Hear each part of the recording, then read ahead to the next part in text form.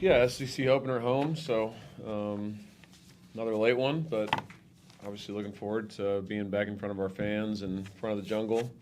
Got another tough opponent in Texas A&M coming in.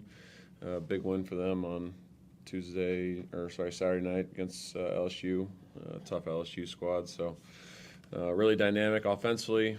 Score a lot of points. Really play with play at a fast tempo. Really trying to speed you up defensively. I'm glad we played, Georgia obviously before playing them because kind of similar in that regard. They're going to press for 40 minutes. Texas A&M's a little more aggressive in their pressing though. They're going to blitz you a little bit more and try and get you to do things that you don't typically practice. So, going to be fast-paced game, high-tempo game, and just excited to get back out there. So, I'll take any questions. Obviously, there's a difference between like Queens and Georgia in terms of talent level, but did you see stuff maybe on film that y'all did on defense against Queens that maybe you didn't do as much against Georgia, or was it the step up? And kind of like, what did you think about it after watching the film compared to what y'all had done against Queens?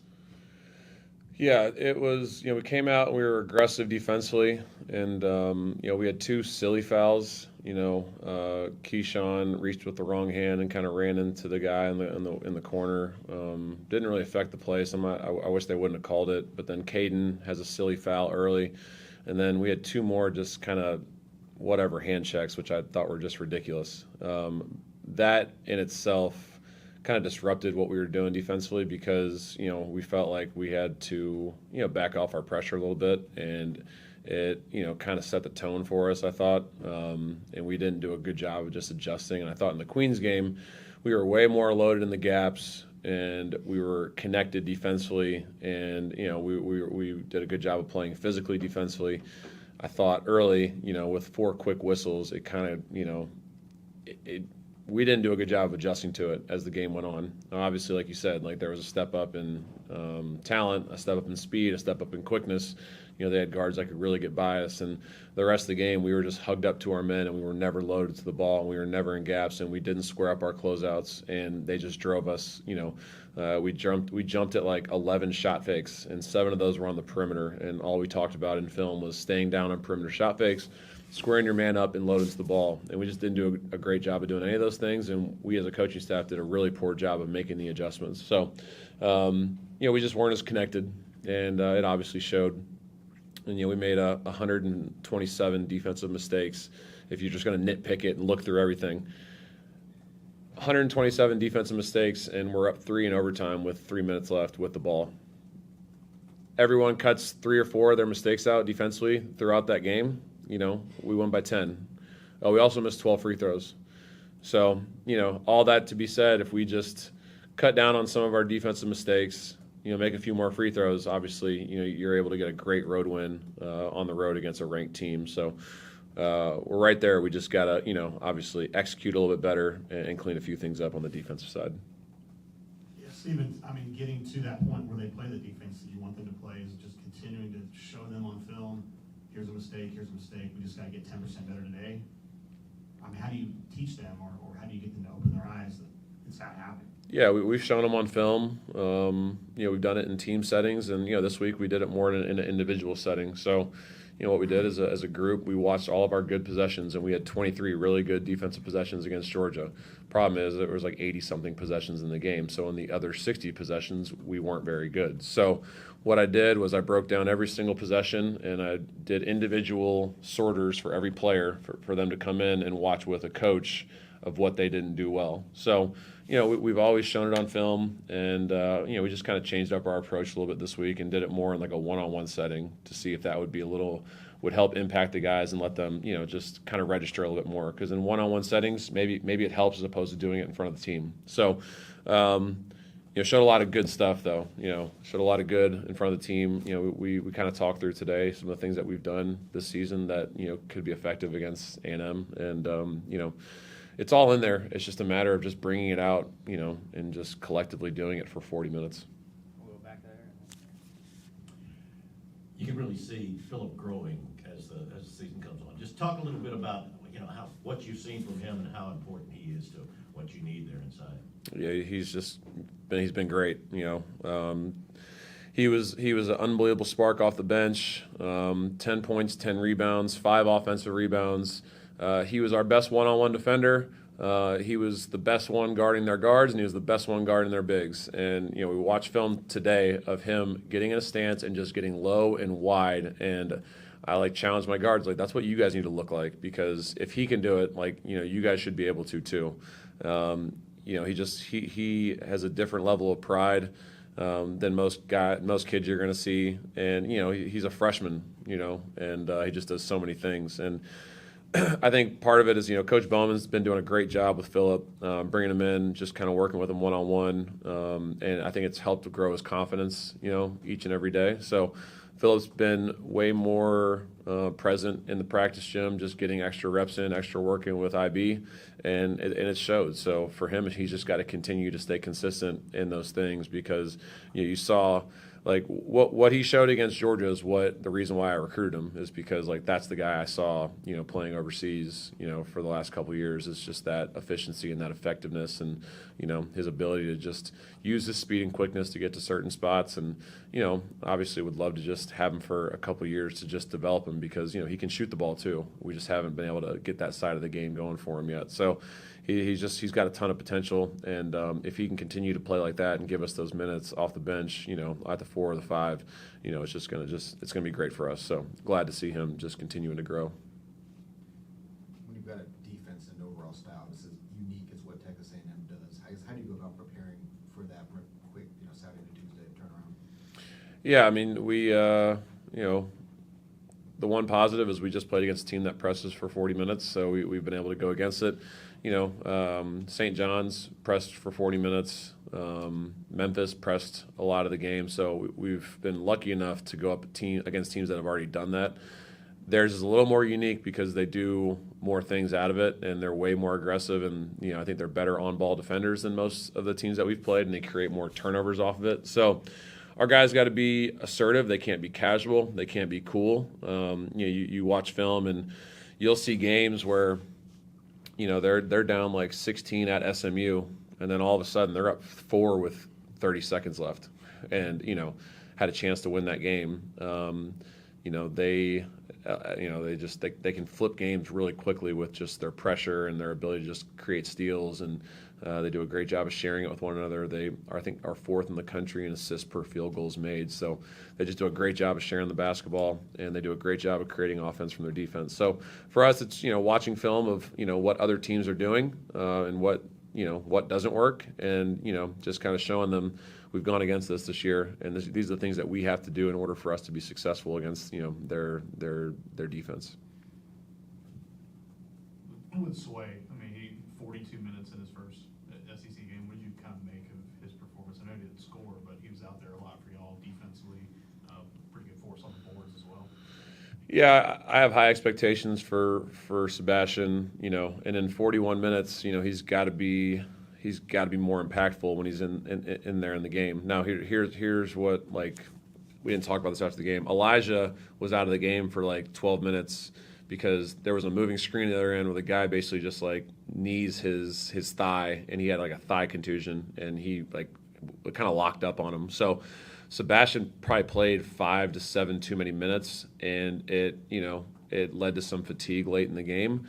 And Sebastian is best when he is just fresh and he's flying around and doing all the things that he can do to affect the game, on both ends of the floor. And I think I played him too many minutes because, one, it was kind of out of necessity, just because of foul trouble, and obviously I just trust Sebastian when he's out there to do the things that he needs to do in order for us to win.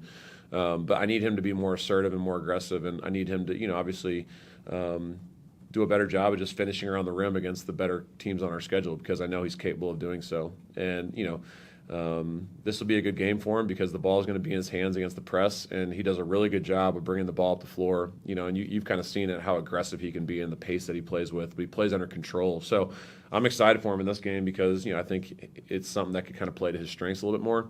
But defensively, it was the first time, and I think it was part of it was because the rest of the team was doing it, where he wasn't out there making as many plays as he typically does. He was kind of hugged up to his man in the corner, and he's more accountable than anybody in those situations. So while he played 41 minutes and, he had, I don't know, what he had, like 7 rebounds. Like, he did a great job on the boards. Like, I need him to be more aggressive, getting to the rim and finishing through contact.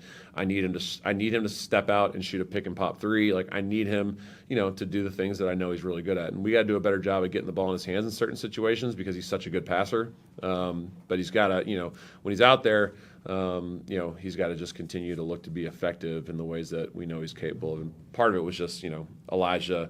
If Elijah hadn't gotten hurt, Elijah would have probably played 30, and then Sebastian would have only had to play like 34, and he would have been a little more fresh out there. So that was just kind of how the game kind of flowed. But no, I mean, he's got to play a lot of minutes for us because he's effective. Part of it was, I think in some of our high major games recently, he's gotten in foul trouble early in the games, and I think he was trying not to do that.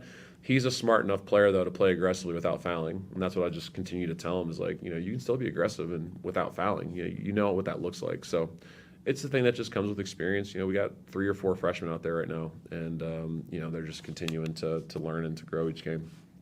Justin, see, when you talk about the defensive mistakes, how much is effort? How much is dialing into the game plan? Like, what's the expectation on the improvement that you want to see from game to game? Like, what are you like, hey, that's an effort thing, or hey, that's just something that maybe you guys have got to adjust to, it takes time? Like, how do you sort of view what you want to see the next time out? Yeah, I mean, if you sat there and just digested or just picked apart everything, you would have way too much to try and fix, So you gotta simplify and find 1 or 2 things that we got to get better at. And I think the 2 main things is our closeouts on the ball and our positioning off the ball. Our closeouts were really bad against Georgia. We were way too opened up, and we offered 0 help off the ball. Everyone was just hugged up to their men off the ball. So those are like the 2 biggest things I need to see improvement on this week is just squaring up our closeouts more and just being more loaded to the ball in gaps. And if we can do those 2 things, a lot of our mistakes, would, I think, be fixed. We don't have great rim protection. Our best rim protector is our 6'7" 5-man Phillip, because he rotates over and he gets vertical every single time. And Georgia made, like, I told our guys, like, they made 10, like, FU shots. Like, when they make a shot, I'm like, I can't believe he just made that. Like, that's going to happen. We got to limit the freaking layups. And we let them have 6 or 7 uncontested layups. Like, we need collisions at the rim. And the way to avoid those collisions is squaring up your stance on your closeouts and then being in the gap to offer a little bit more help. And if we do those 2 things, like, I think a lot of the things that we're looking at on film, obviously can get fixed. But to answer your question even more specifically, like, paying more attention to what we're showing you in film is really important. Just a quick example, like perimeter shot fakes. They do it all the time, and we jumped at like 10 or 11 of them. Got to stop doing that. Like, every time you jump at a perimeter shot fake against a team that would rather shoot 2s, they're going to have the advantage when they drive past you. And, like, Tahad jumped at like 4 or 5 of them. KO jumped at a couple. Elijah, like, our guards have got to stay down on their feet and, in those situations. So I think it's just having a little more attention to detail on some of the things that we're talking about in the scout. We as coaches got to simplify it a little bit more. I think we may be showing them a little bit too much right now with 10 new guys. It's hard because we've been doing things a certain way for a long time and it's been effective, but we've also had retention on a lot of these teams. We don't have that with this group. So, we got to make adjustments as a staff, and I think we've done so this week. Yeah, with Texas A&M, the way they do their offense is a completely different team Mm-hmm. than last year. Just with Bucky's style and just kind of what they're doing, what stands out to you about them? Like you said, very similar to Georgia and how they like to play fast and attack. What else? Yeah, I mean, first shot they like is going up. So you got to do an unbelievable job in your transition defense, getting back and just getting bodies on bodies. You can't worry about your matchups in transition because they do such a great job of advanced passing it. And then those guys, Griffin will just pull it from 3. Dominguez will just pull it from 3. Pop Isaac will just pull it from 3. And then they got a couple water bugs that just drive it downhill and can get down to their right hands really, really, really quick. So we got to do a really good job of, building a wall on Marcus Hill and, on Jakari Lane and Josh Holloway. All those guys are really fast, dynamic downhill guards, and they can, make 3s and they can make 2s. So we just got to get back and in transition and, get bodies on bodies, load to the ball, and kind of guard them from there. And you just can't be surprised when a shot goes up. they're a much better offensive rebounding team than I think what the numbers show. They do a really good job, because they shoot so many threes. They do a great job of getting long shots, long rebounds. So, got to get back in transition, and we got to contest shots, and we got to box out. Last one.